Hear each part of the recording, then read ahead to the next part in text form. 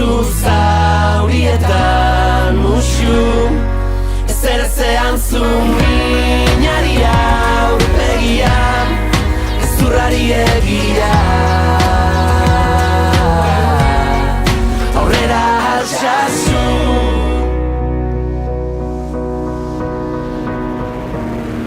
ez bagenu izanen dugun bizi grinen ez bagenu arnasik jaio ez baginen ez bagende kalean azaldu ez balira ez baliz borobi. Bueno, pues la petición es de 50 años de cárcel para cada uno de ellos, de 62 años de cárcel para uno de ellos en concreto, para Ollán Arnaz, y para Ainara Urquijo 12 años y medio por amenazas terroristas.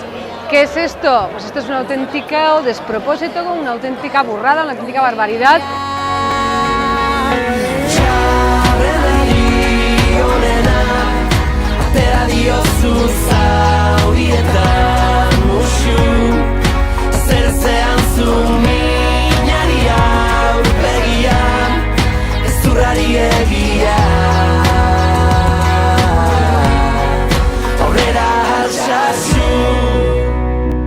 La reacción del pueblo está siendo buena, la verdad que se hacen un montón de iniciativas, un montón de cosas y bueno, a ver, dentro de lo que cabe están fuertes y cada uno tirando para adelante con sus altibajos, haciéndole frente a la situación, un poco perdidos de cómo está yendo todo, ¿no? Que no saben por qué está siendo esto así.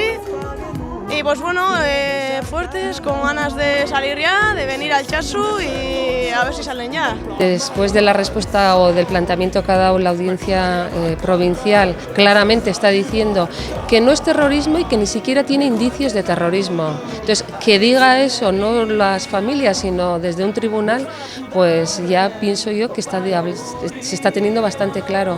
De todas formas, vuelvo a decir que confirma lo que en la sociedad ya existía, la opinión de la mayoría de la ciudadanía es que esto no es terrorismo. Hemos comparecido en la rueda de prensa diferentes juristas, gente que se mueve un poco en el ámbito del derecho y diferentes profesores de universidad con el objetivo un poco de denunciar desde ese mundo también pues la barbaridad jurídica que nos parece el montaje que se ha realizado en torno a estos chicos y en torno a lo que había sucedido en Alsasu. Los hechos encuadrados en una, vamos a decir, bronca en un bar a altas horas de la noche en fiestas de un pueblo, de repente se decide que son un delito de terrorismo. Eso en sí mismo ya es una barbaridad jurídica, pero es que además si se lee con detenimiento el auto, todo el auto se basa en suposiciones, puede ser, tal vez, pertenecen a Aldemendik, es una campaña orquestada, todos son suposiciones.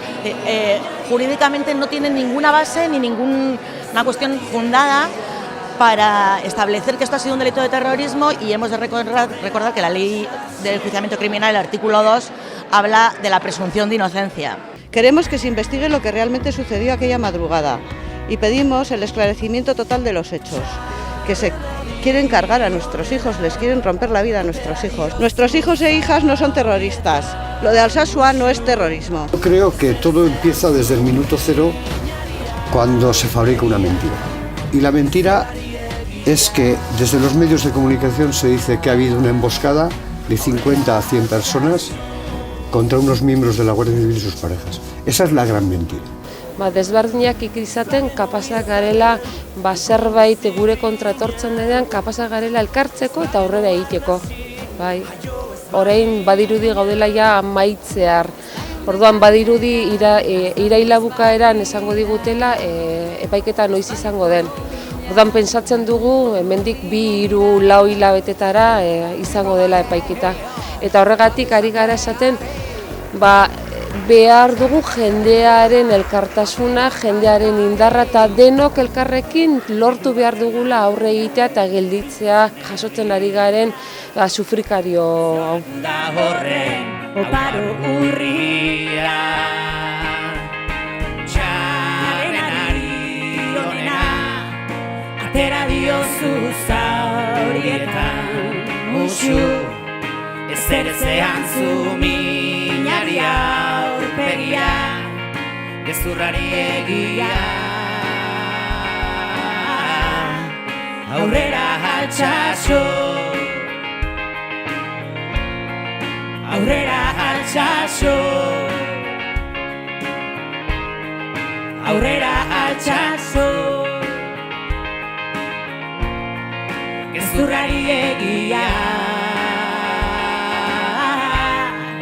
aurrera altxatxarrenari onena, atera diozu zaurietan musu, ezer ezean zu minari aurpegia, gezurrari egia,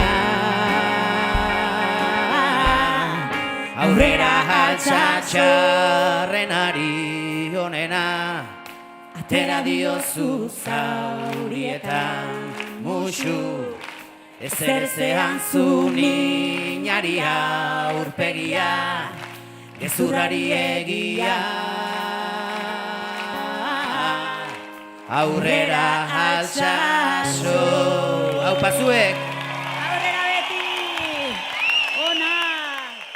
Ze polita!